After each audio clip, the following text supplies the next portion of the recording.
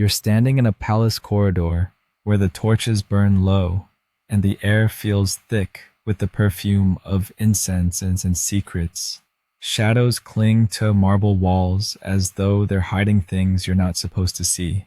And they are, because here, tonight, you're slipping into the world of a queen who bends everyone, soldiers, servants, priests, to her will. Even when that will makes your stomach churn, you're not just a guest, you're a fly. On the wall of history's strangest bedroom drama, like what you're seeing, hit like, subscribe, and share your thoughts in the comments. I'm always reading them.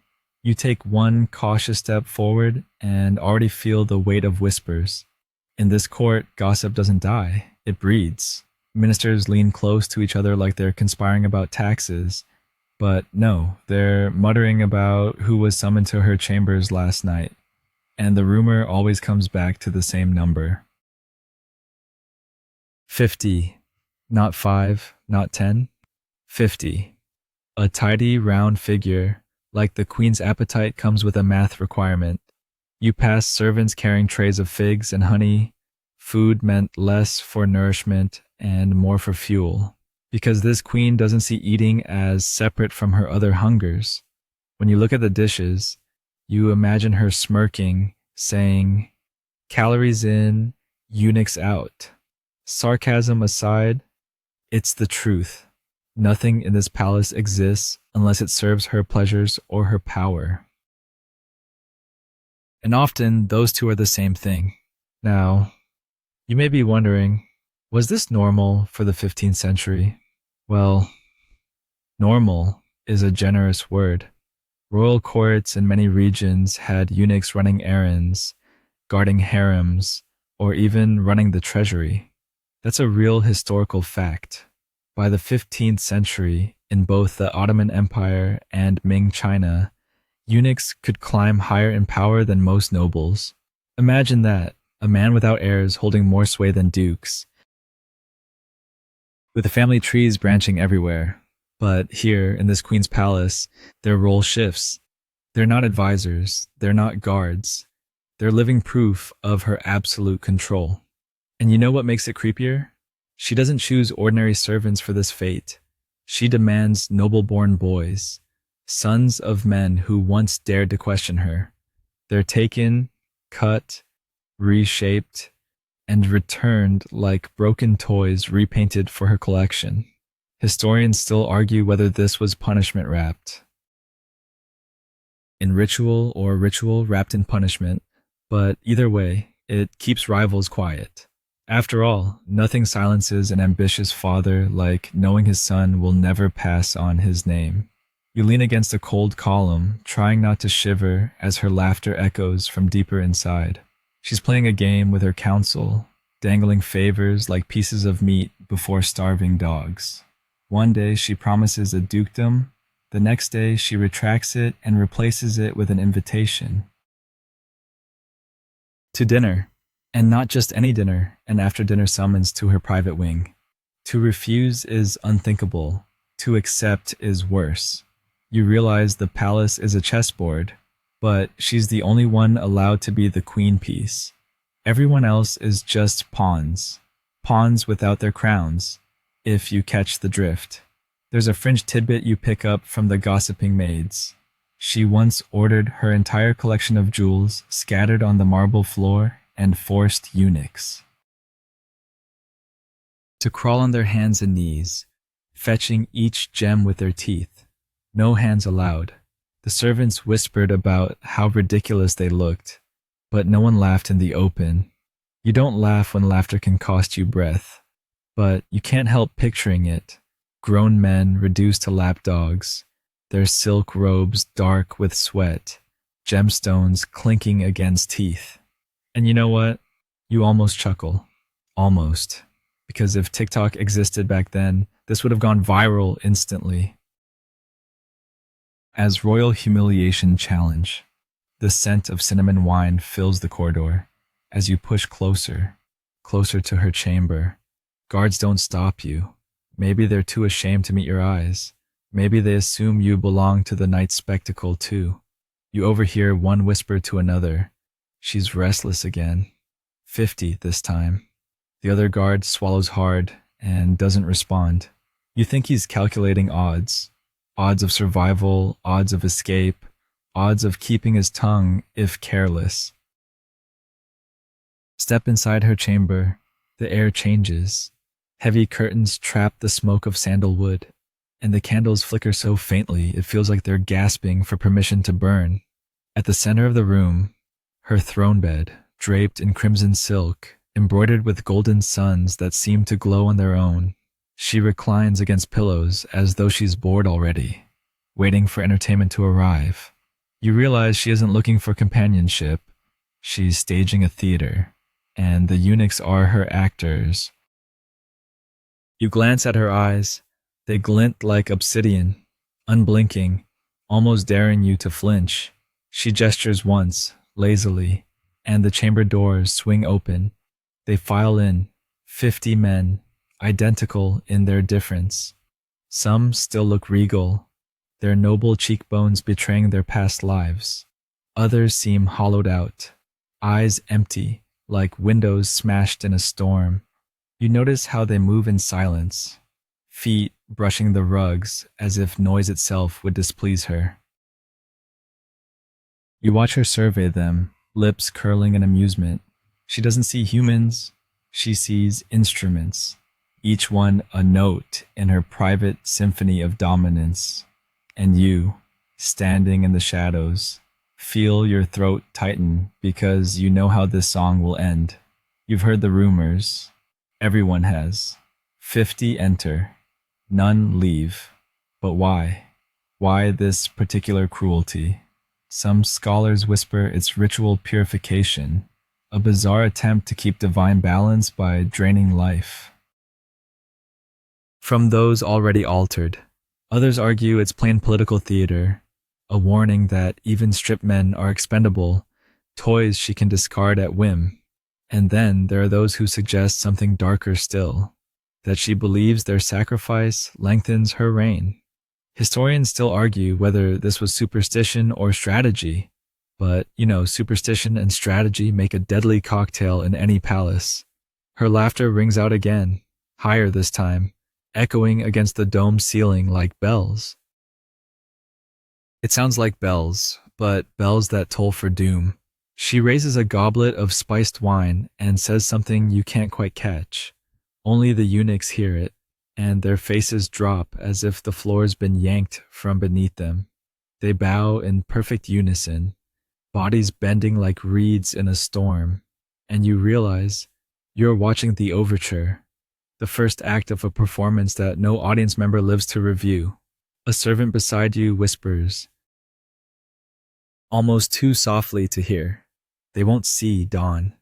And suddenly the torches outside the chamber seem to flicker lower, as though even the fire wants to look away. You breathe slow, reminding yourself you're only an observer.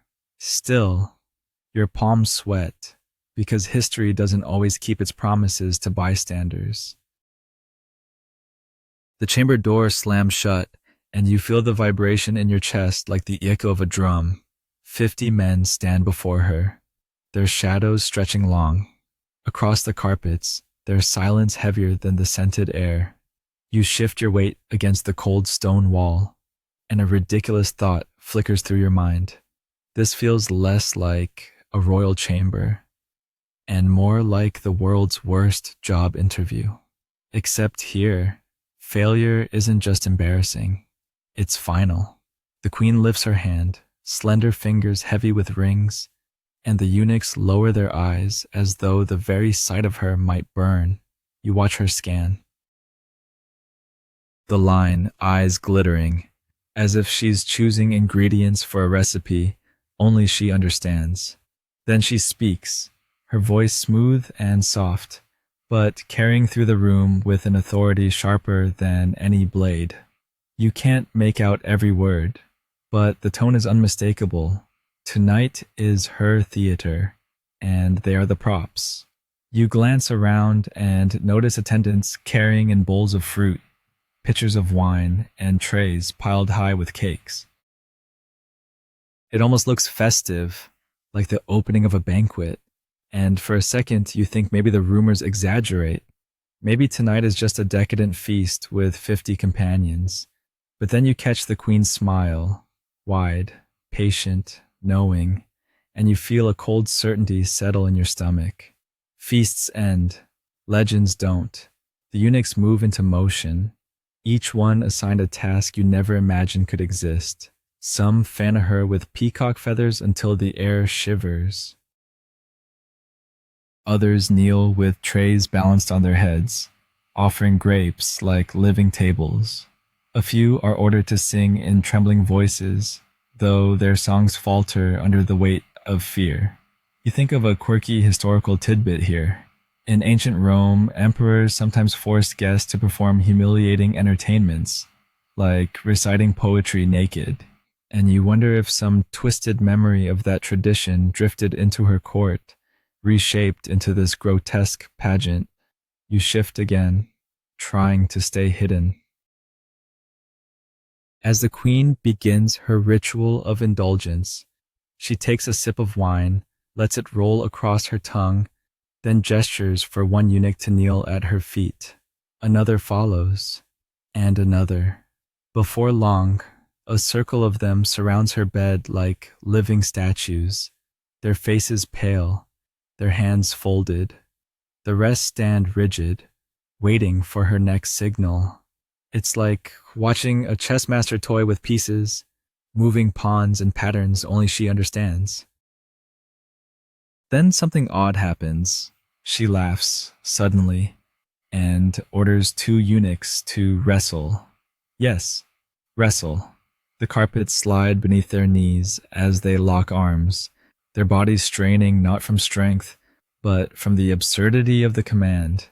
You almost laugh yourself, a quick snort threatening to escape, because it's so surreal, the 15th century version of reality TV.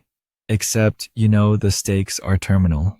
Historians still argue whether this queen believed the contests were symbolic, ritual battles to prove loyalty, or whether she simply enjoyed watching grown men squirm. But as you watch her clap her hands, delight flashing in her eyes, you suspect the latter. She's not looking for meaning. She's looking for amusement. And amusement, in her court, always comes at someone else's expense. Hours pass like this. Song, dance, wrestling, whispered orders. The eunuchs obey without hesitation, their faces locked in masks of obedience. You wonder what runs through their minds. Regret, despair, or maybe nothing at all. After all, many of them were taken young, reshaped before they even knew what kind of men they might become. And here's another mainstream historical fact for you. In Ming China, some eunuchs entered service as children and rose to run entire ministries, wielding enormous power. But not here. Here, power drains from them like water slipping through cracked stone. The night deepens, and the chamber grows warmer, the air thick enough to choke. Candles sputter as though they too are exhausted by the spectacle. The queen reclines deeper into her pillows, her goblet empty, her smile lingering. She signals again. A line of eunuchs approaches, each one trembling. You notice the pattern now: service, obedience, dismissal. And dismissal doesn't mean freedom. It means something else. Something that sends shivers crawling up your neck. One by one, they disappear through a side door. You can't see what waits beyond. But the silence afterward is telling. You strain your ears for footsteps returning, but none come. The circle tightens, the line shortens, and the queen grows more radiant with every absence, as though their departure is her nourishment. A servant beside you whispers, "They will not return. None ever return." And you feel your heartbeat quicken. You're watching a living legend unfold, the very reason this queen's name will be remembered in whispers and gasps. Another strange thought hits you. Maybe she believes each life consumed extends her reign, like a bargain struck with unseen forces. Some rulers drank elixirs of mercury, hoping for immortality. Others burned incense in temples, convinced the gods would spare their dynasty. This queen, she drains men of their lives, one by one, as though mortality itself can be bribed with obedience and sacrifice.